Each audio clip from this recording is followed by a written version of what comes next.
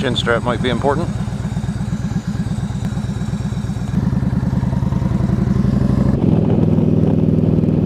Well, now that I've got that minor detail taken care of, I've been having a lot of people ask me how the house hunting's going. You know, considering it's a fairly large step, big decision for me and my family. And I consider you guys family as well, so I figured I'd keep you in the loop. So anyway, no, we're still looking. We did find one a couple weeks ago that we both really liked.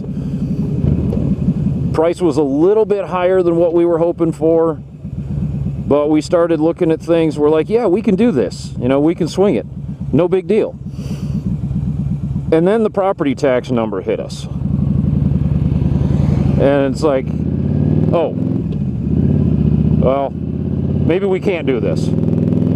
You know, we could swing it, but we wouldn't be able to do wouldn't be able to do anything else. We'd be house poor.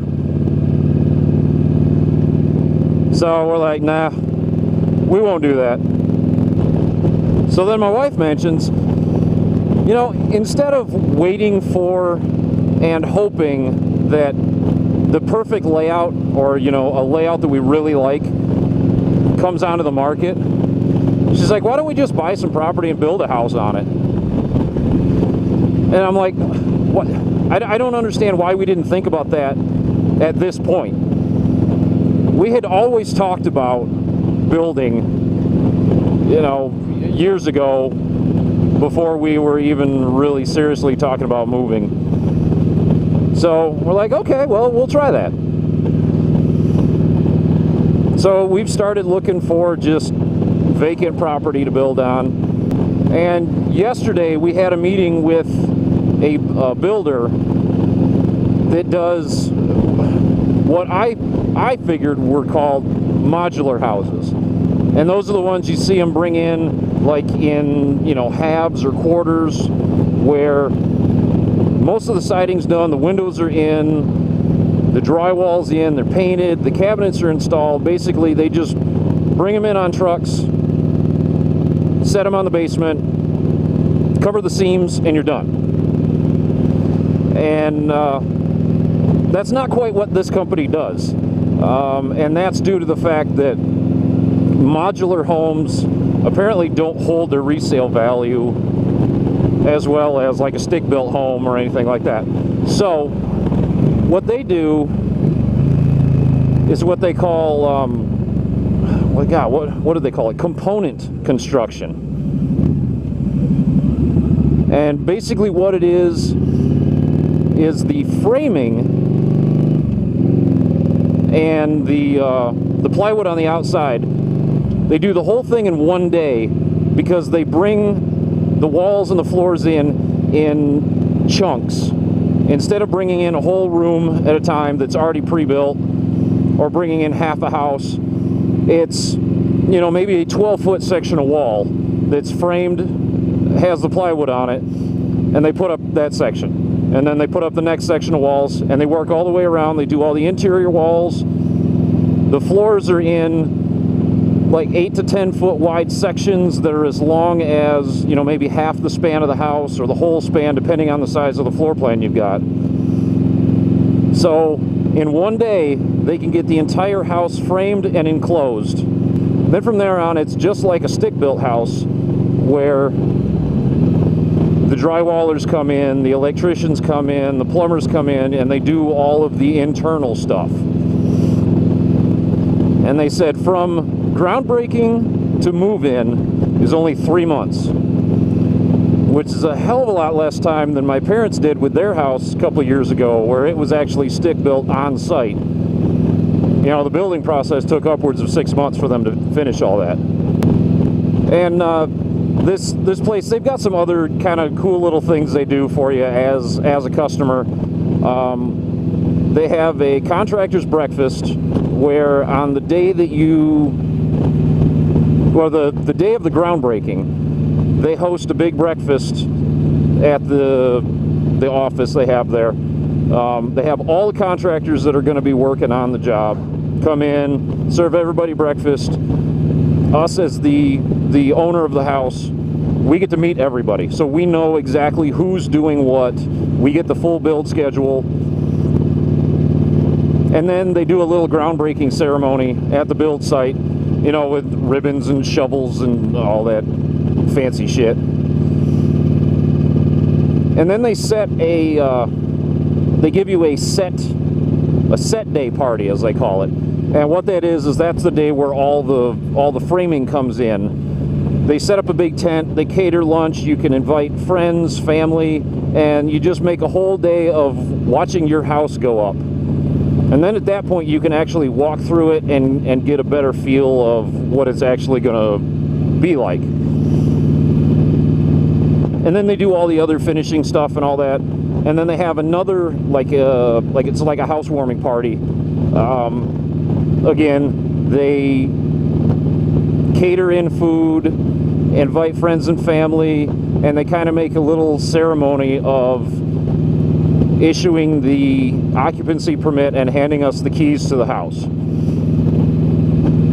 So we're like, okay, you know, this doesn't sound like too bad of a deal. So we had gone through their website and looked at, a few layouts that they have.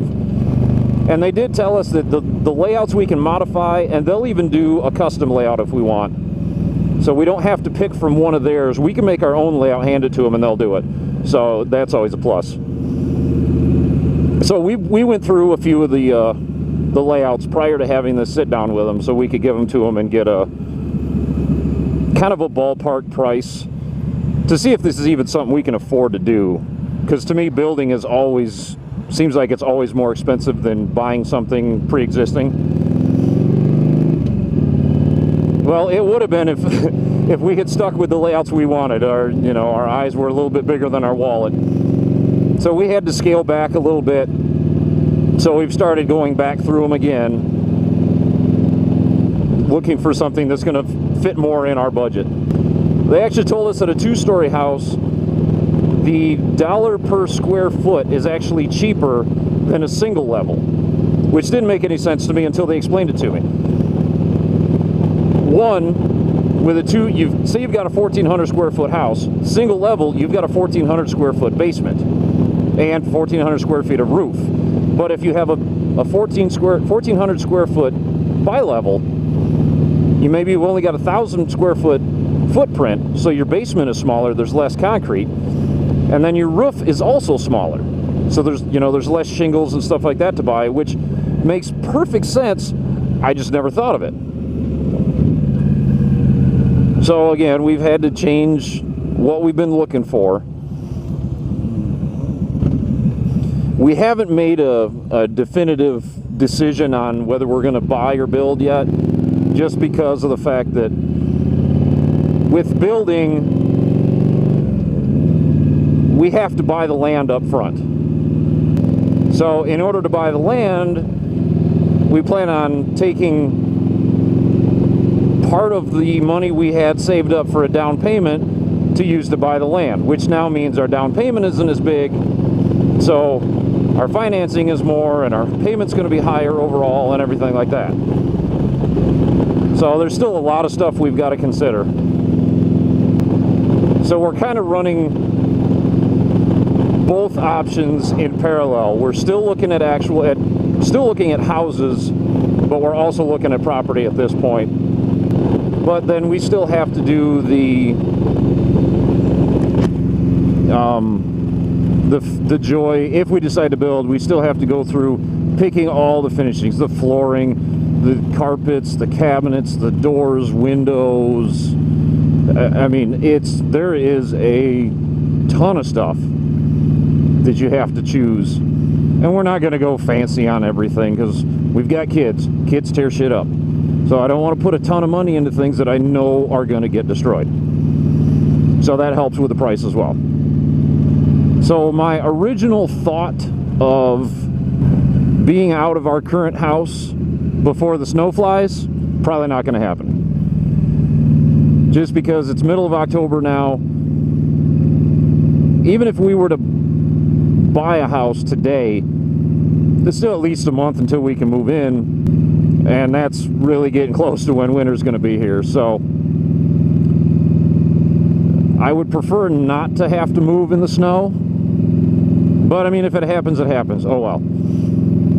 But if we build, you know, then we're going to shoot for sometime in the summer for a move-in date, which gives us more time to save up some more money, really get a layout hammered out.